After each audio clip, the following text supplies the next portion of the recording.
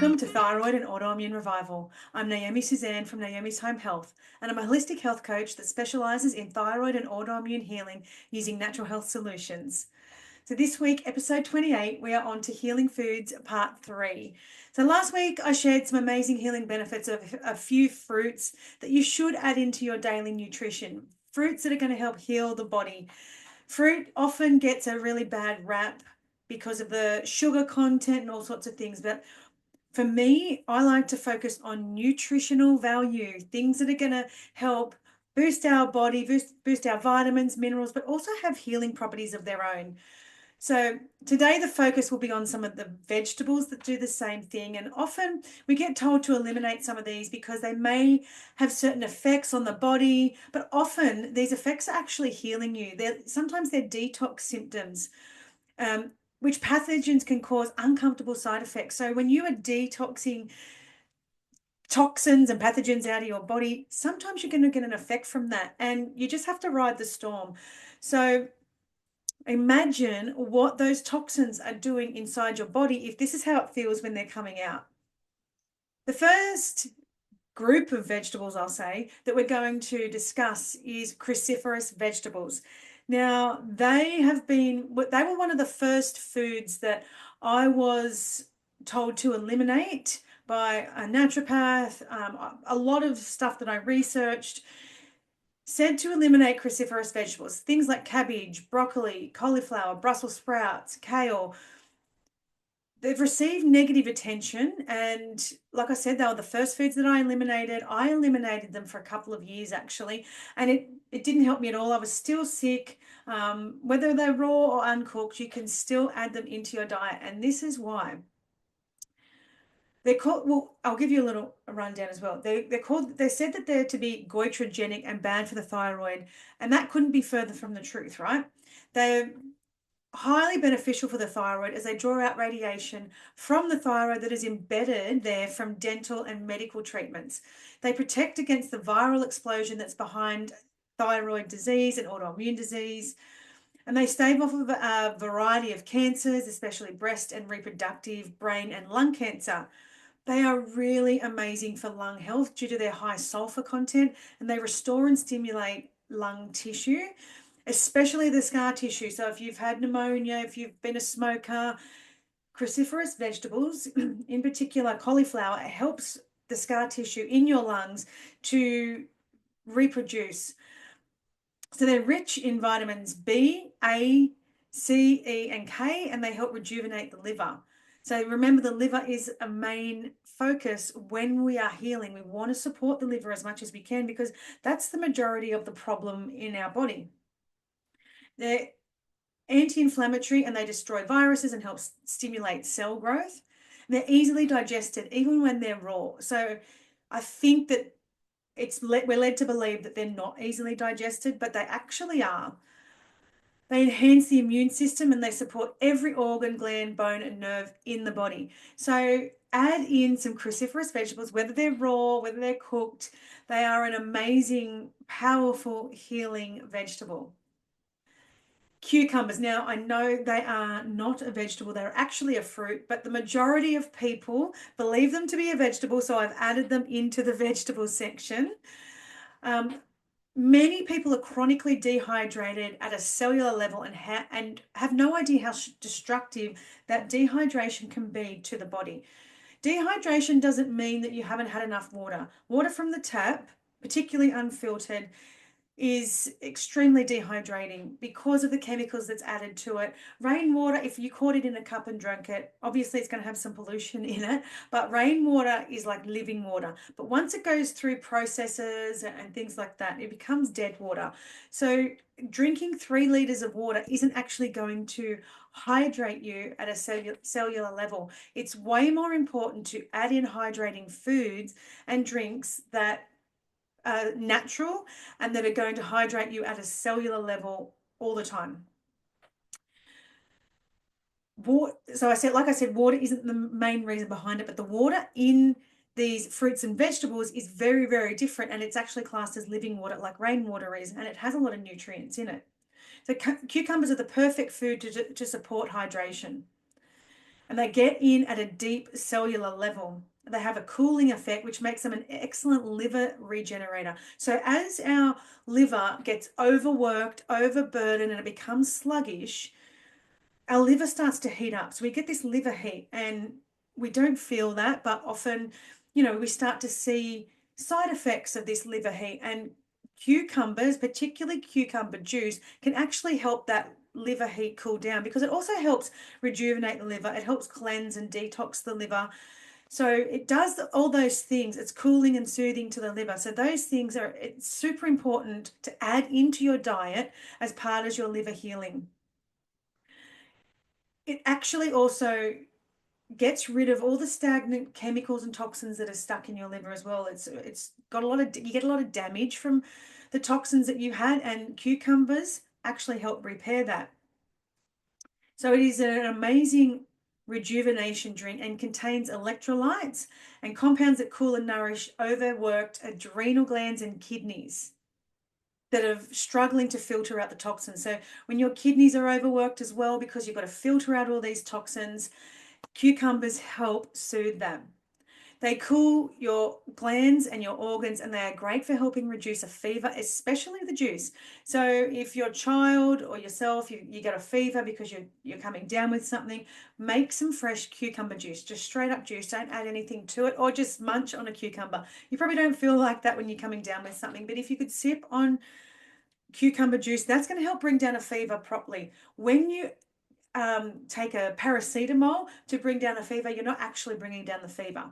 You are actually hiding the fever. All it does is hide what's going on in your body, and your body stops attacking the reason why you have a fever, and it starts to attack the paracetamol, because it's a foreign body. You don't want synthetic chemicals in your body. Your body doesn't like it, so it starts attacking that, which takes away the energy from fighting the reason why you have a fever, whether it's a virus or cold flu, whatever it is. Your body takes a lot of energy to fight that off, but when it starts to fight the drugs that you're putting into it to try and mask that fever, then you're slowing down the process. So you actually be sick for longer. So giving your body the right nutrients, the right way to cool it down is much better, and you're going to find that you'll heal quicker. Their amino acids, enzymes, and coenzymes are trace minerals. They make them a perfect delivery tool for the neurotransmitter chemicals. So this makes them great for anxiety and other neurological issues.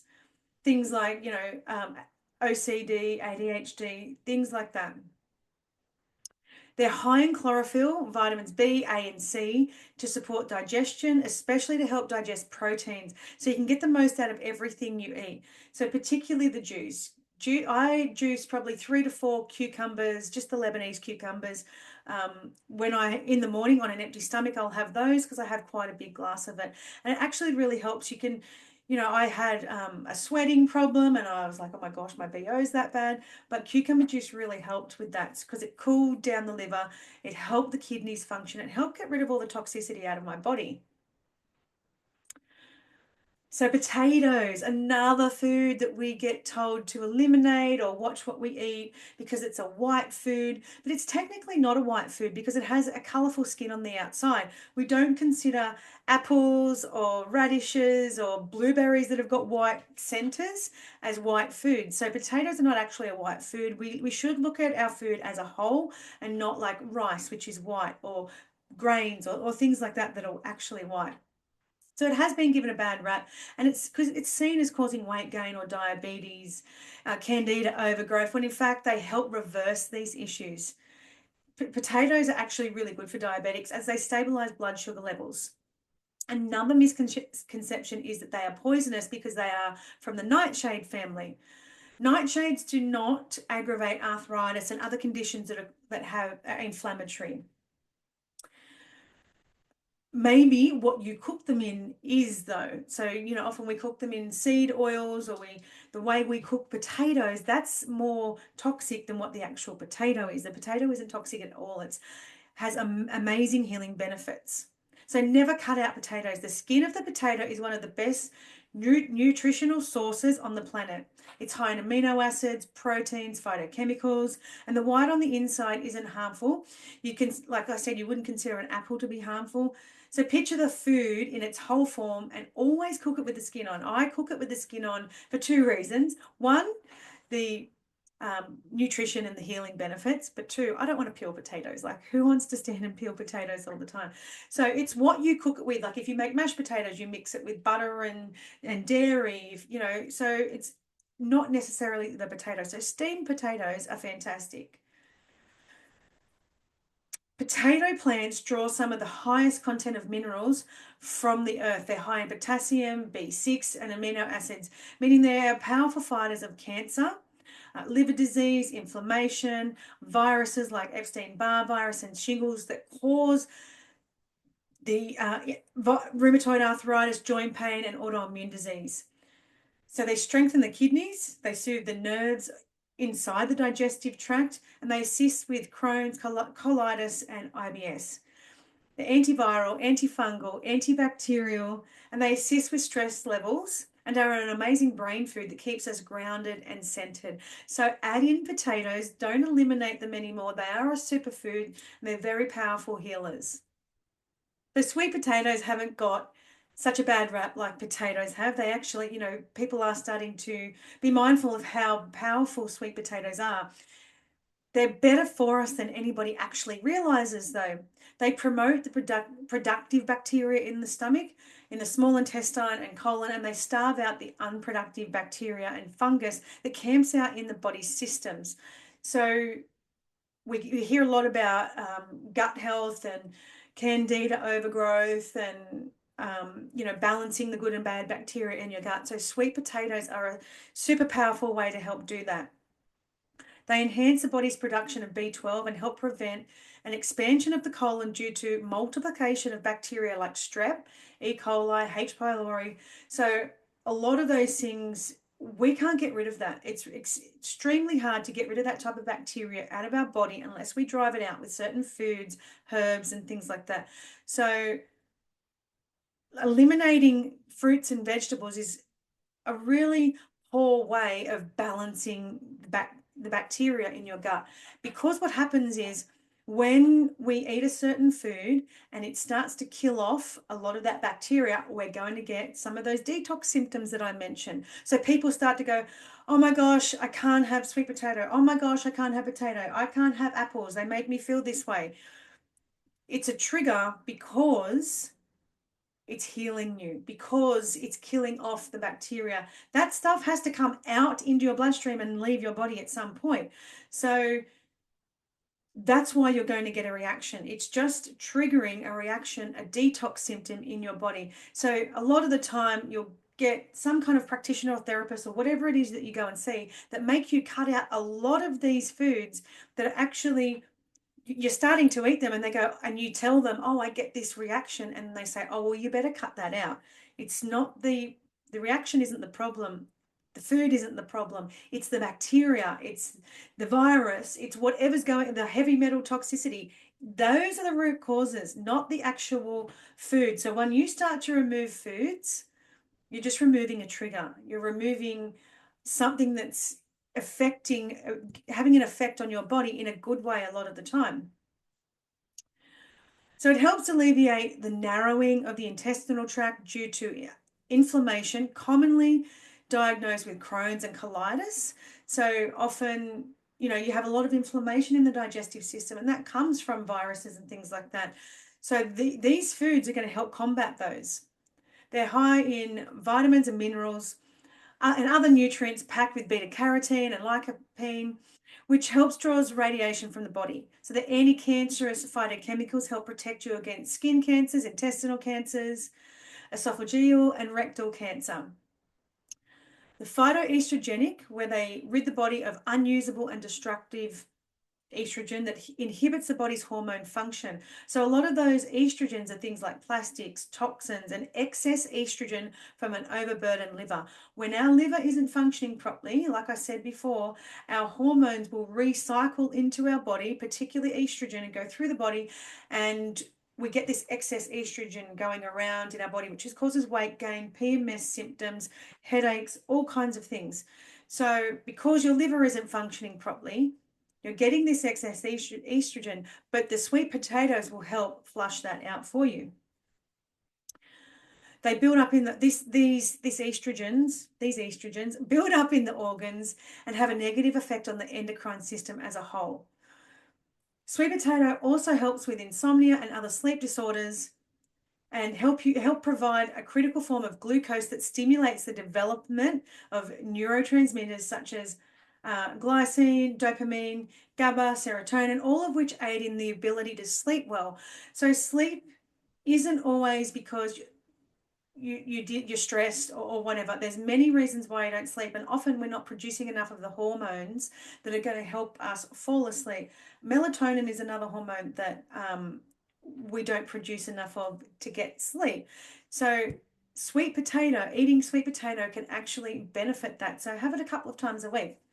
Now, those are some of the vegetables that I would suggest that you add in, because as I've said before, I'm all about adding in healing foods. I'm not as much about I don't want you to sit there and think when you go out to dinner, I can't eat half the stuff on the menu because you can't eat 27 vegetables and something else and something else. I do suggest removal of certain foods at a slow pace, but I would prefer you to add in healing foods, reduce your toxins, take away heavy metals, things like that. This is what's important. Support your mental and emotional health and see where you can go with that. But it's so much easier on your mental and emotional health and your healing journey when you're adding in these really delicious, nutrient-dense foods. Those are what's going to help you. Yes, you may get some side effects. Yes, you may get some detox symptoms, but you're going to have to sit with that. You're already feeling rubbish. You're already feeling sick. You already have symptoms and side effects of whatever's going on in your body right now. It's just another addition to it. So once your body starts to rid of those things, it could take a week, it could take a month. Everybody has different exposure to different things and different bacteria, different whatever in their body, and your body functions differently. So who knows how long it's going to take you to start to feel okay, but you're not feeling good anyway. So don't stop when you feel like you're getting a little bit of a side effect from detoxing. It's important to continue with it and to make sure that these foods become part of your daily life. Don't just go, oh, I'm going to have an apple this week. You know, an apple or two a day is beneficial. Don't go and think, I'm going to get 3 supplements that have all these foods in it. Eat the real food. That is what's important. Any way that a food goes through a process and to be formed into a supplement, it's a processed food. I know some supplements are absolutely amazing, and sometimes we do need to supplement our diet with some things, but if your liver isn't functioning properly, you're not going to absorb half of those anyway, because what happens is it'll just try and eliminate it or it'll get stuck in the liver. Sometimes we need to actually work on the liver first before we can support our health with some form of supplementation. So that's what's important. Supporting the liver and supporting your physical, mental, and emotional health as a whole. If you're going to people who are only going to focus on your nutrition, you're going to start to wonder why you're not getting better. You may remove the triggers. So when they're taking away your foods, yes, you may remove the triggers. You start to be like, oh, you know what? I don't eat all of those vegetables anymore and I don't get triggered, but you still have the health condition. You still have the root cause. You still have the bacteria. You still have the viral load. All of those things are still going on in your body and your liver is overburdened still. So you might still have heavy metals. You might still have you haven't addressed your stress. You haven't addressed your trauma from the past. So when you're only taking away foods, you're adding to your stress, you're removing the trigger, but you're not healing your condition. It is super important to find the root cause, heal the condition, and add in foods that are going to heal and address the mental and emotional health as well. You cannot get away with just fixing your nutrition and going to the gym and thinking that you're healthy. It is a whole system of how you need to heal your body. And this is why I work in 3 consultations with people. We're not going to do it in one program. We're not going to do it in one consultation. We're going to focus on a couple of things at a time and make sure they become a habit. This is you learning new ways to live.